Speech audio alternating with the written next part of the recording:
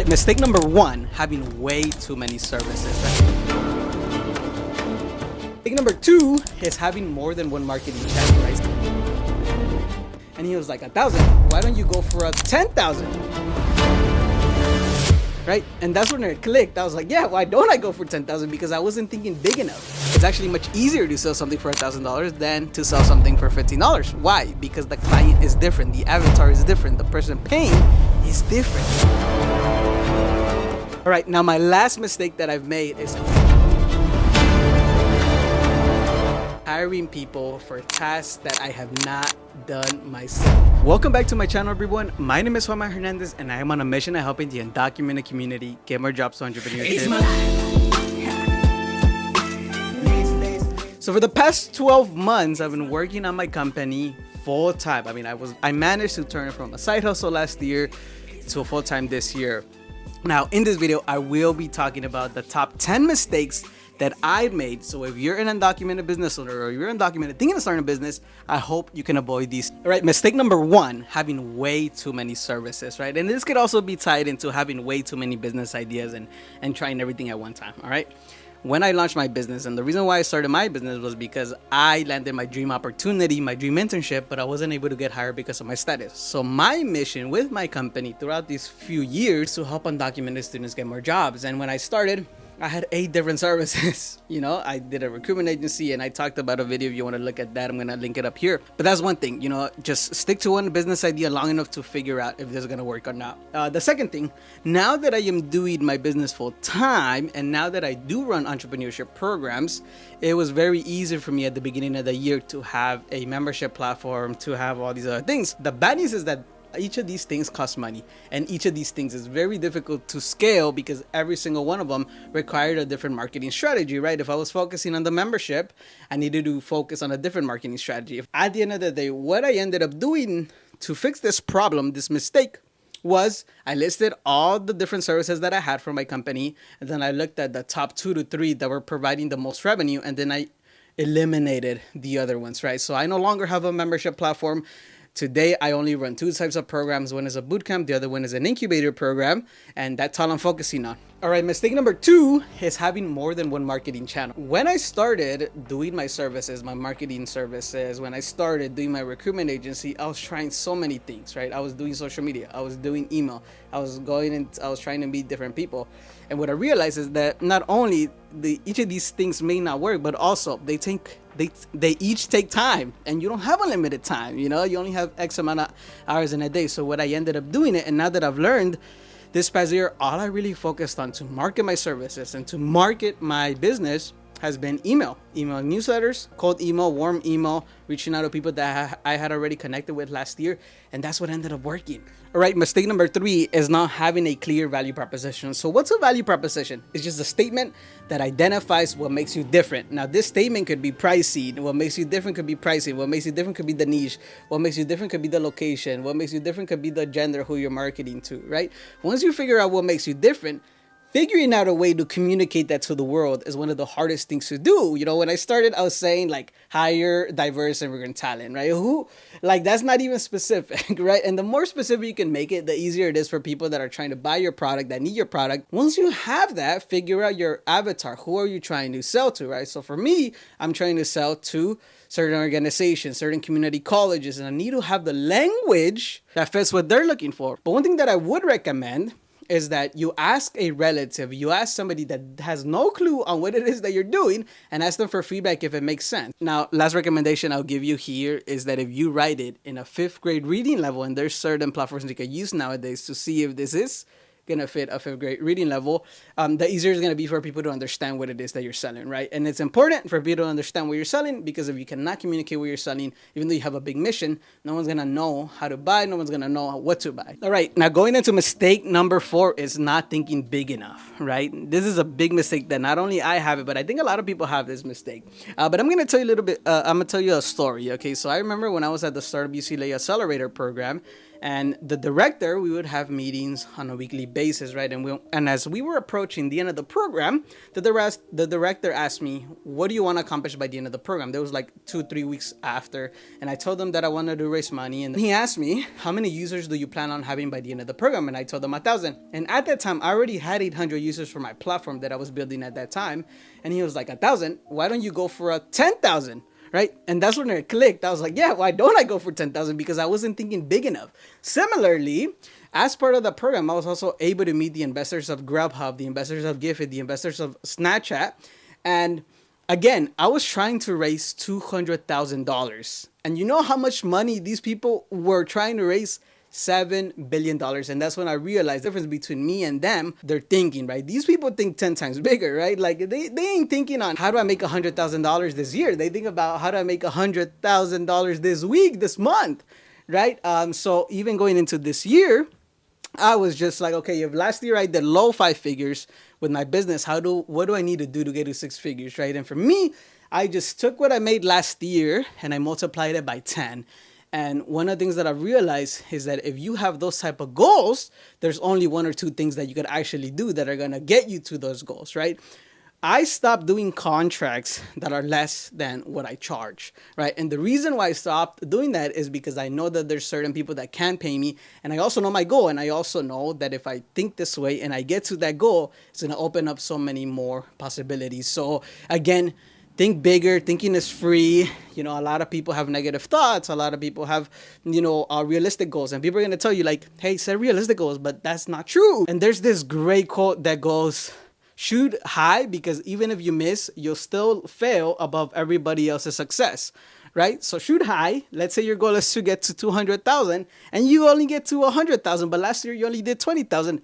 You wouldn't be mad, right? So at the end of the day, I do encourage you all to think bigger. And if you have a goal, comment it down below so I can see. All right. So mistake number 5 is not being the buyer instead of the seller. Like, what do I mean, right? So when you are the seller, you sell to anybody, right? And you accept every and any client. When you are the buyer, you do not just sell to anyone, and you get to choose who you want to work with, and you get to choose who you do not want to work with, right? What I've learned is that when I was starting my business, I was trying to take in every single client that came into the door, right? I had a certain $1,000 standard, but I said, okay, if there came a $200 opportunity, I'm going to take it. I'm going to bring it in. But now I don't operate that way, right? Why? Because I feel like if you are the seller and you're taking in every single client, you're operating from a place of this might be my last one. You're operating from a place of scarcity that there's not enough. This may be your only opportunity. But what I've learned over these past few months is that now I operate from a buyer's perspective. I operate from a place of abundance, that there is not just only one client that is able to pay my fee. There is not just one client that is able to work with me and collaborate with me so we can help their undocumented students, right? Try to operate from a place of there's enough. And even if this opportunity comes, but it's not within your standards, and I'm going to talk about standards in the next mistake, you don't have to take every single opportunity if you don't want to, right? If you want to be known for one thing, right? So that's mistake number 5. All right, mistake number 6 is not having enough client standards right now. What do I mean by this? All right, I was having a conversation with one of my friends. We meet every 2 weeks for an accountability group, right? We check in about our companies, we talk about problems. She was telling me that her client was whining and complaining about the pricing. What I've personally learned from selling something as a photographer for $15 to selling now something for multiple $1,000s of contracts is that it's actually much easier to sell something for $1,000 than to sell something for $15. Why? Because the client is different. The avatar is different. The person paying is different. And the beauty about being a business owner is that you choose the standards that you want, the people that you want to work with, the way they communicate. You get to choose that, right? For me, it's always been pricing standards, right? So if you say you're only going to do $1,000 offers, you're only going to do $1,000 clients, stick to that, right? Now, I only do $1,000 contracts. Yes, I do get opportunities to speak. I do get other opportunities, but if they are not what I want or a little bit more, I am not going to do them, right? And again, it goes back to having that abundance mindset, being the buyer. You get to choose who you want to work with. You get to choose who is gonna have your services. And if you have a standard, people are gonna put you at that level. And remember this, right? Remember this. If you want to make $5,000, you can have one client that pays you $5,000, 10 clients that pay you $500, or 100 clients that pay you $50. So your choice is who your standard of a client is. The mistake number 7 that I made was seeing my business as a side hustle instead of my full-time thing. Okay, when I had my marketing job, my business was a side hustle, and I could only resort to that, right? That type of clients. But when you are a side hustle, I was charging side hustle prices. I was just thinking of how could I make extra $100 a month, right? And that wasn't good, right? I wasn't thinking about the client. I wasn't thinking about my service. I wasn't thinking about how I can make this better, how I can make this more valuable. I was thinking only of those extra $200 a month. Huge mistake. Huge mistake. Now that I'm doing it full time, I understand the value of doing something full time, and I understand the value of spending and putting the reps in. Right, for one of my programs that I did earlier this year at UC Irvine, I put in 70 hours. That's something that I wouldn't have never done last year because it was a side hustle. Right, so when you think of your business as a side hustle, you charge side hustle prices. When you think of your business as a full time thing, you charge full-time prices. That's why now I only do $1,000 contracts, but I make sure that I'm making the best possible contracts that I can make. All right, mistake number 8 is not having a sense of urgency, right? I'm gonna go back into a story at my accelerator program. I remember that I got connected to some attorneys, asking them questions about my company, asking them questions about undocumented immigrants, certain questions that I had, right? I got out of that meeting devastated because I was like, there's just no way I can build this company, because they had told me all the negative stuff that could go wrong with my company, and I was like, I don't want to do this no more. And I remember that same day I went to speak to the director, and I told him, hey, this is what I learned from the attorneys, etc. What should I do? And the director, huge shout out to the director, he told me, okay, what are the other ideas that you have to solve this problem? Because when you're building a company, you're gonna face so many roadblocks, right? This is just one of them. Keep moving forward and start building momentum and start having some sense of urgency. And I told them a list of ideas that I still wanted to do that could potentially still solve this problem. And that same day, I reached out to one of my friends. I interviewed her. I got some data behind it. And then that same week, I interviewed around 20 people for this potential new business idea that I had. It's still part of the problem that I want to solve. And what I learned there is like having that sense of urgency of doing something, even though you may face a roadblock. Now, usually my sales process looks like this. I meet with somebody, then I send a proposal, and then they say yes or no, and then we move forward. But I used to take much longer with my proposals. I used to take much longer to send them my quote and send them what would be included. And now I try to get that as soon as I can, 1 hour after our meeting or 30 minutes after. So like that, they know that I am serious. They know that this is my standard, and they understand that I am moving fast, and I like to move fast, right? So at the end of the day, try to move as fast as possible and have a sense of urgency. Now, mistake number 9 is not getting feedback at every step of my client journey, right? Because at the beginning, I saw this business as a side hustle. When I first got my marketing job, I wasn't thinking about it like a full-time business. I wasn't thinking about the feedback. I wasn't thinking what could be improved. I wasn't thinking about what happens before, during, and after. Now, that has changed. Not only do I get feedback from the person that contracts with me, but I also get feedback from the end user, the person that uses my programs, right?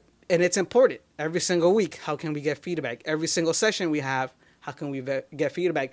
We did a pitch competition at the end. How can I get feedback from that, right? And feedback from all friends, from the person that hired me, the end user, but also the audience, right? Like, it was my first time live streaming something on Twitch, but I realized that, 98 people were interested in it. But also, what are the comments saying? What are they saying? What went wrong? What could be improved, right? Feedback is at the cornerstone.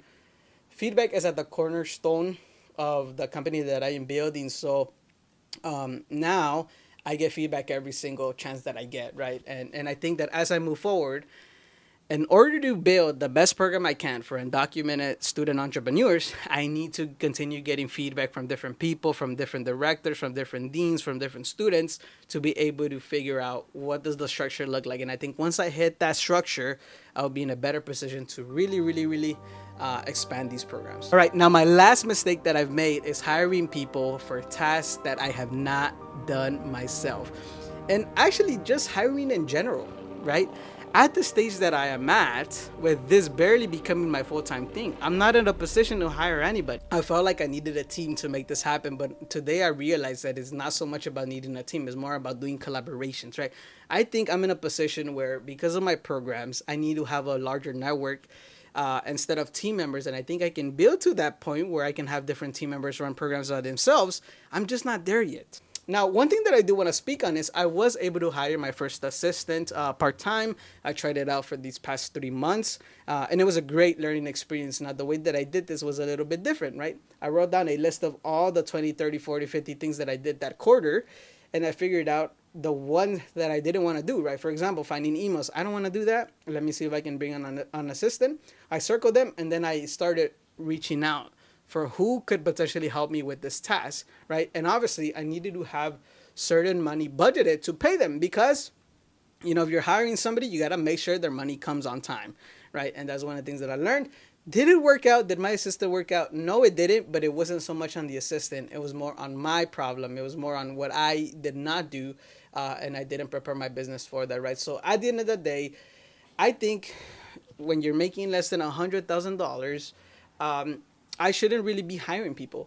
So that was a big mistake. I don't need to hire people. I don't need other people. I may need some contractors here and there, but full-time or part-time where I have something recurring, I don't think I need that right now. But ultimately, those were all the mistakes. I hope you don't make them, okay? And if you found this video helpful, give this video a thumbs up. Comment down below what other types of videos I should make about my entrepreneurship journey. And as always, be motivated and stay motivated, baby.